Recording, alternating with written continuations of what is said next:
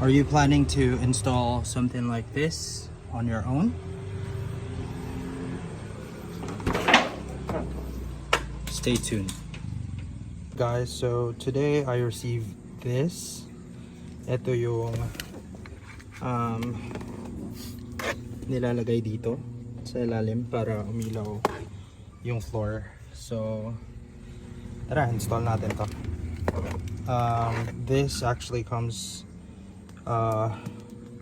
with a USB outlet like this, and then it's controllable through app. So yan, install natin to. Okay, so first off, kailangan nyo planuhin kung saan nyo siya papagapangin. Since merong dalawa sa likod, dalawa sa harap.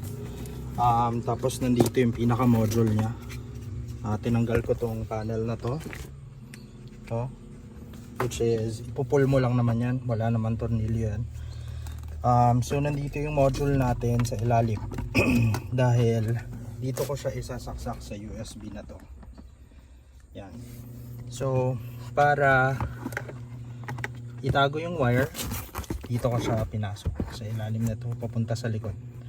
So yan, continue lang natin, tapos idikit natin to somewhere.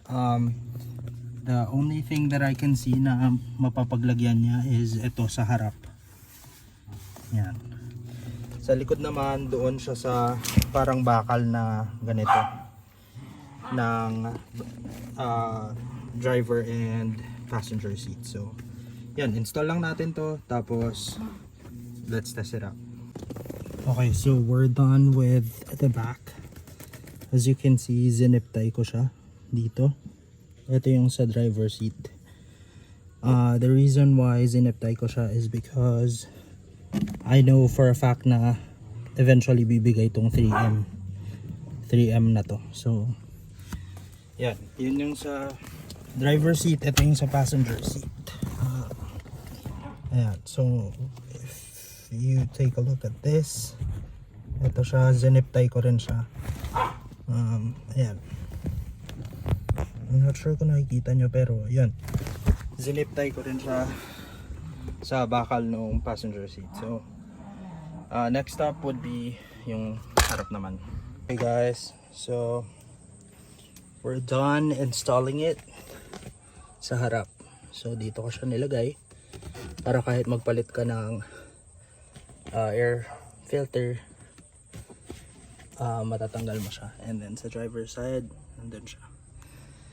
So yan, tapos na ang ating another DIY.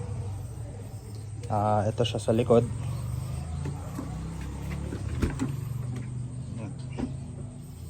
So as you can see, sobrang linis ng wiring yan. Medyo madumi lang yung car pa, pero ayos. That's it guys. Thanks.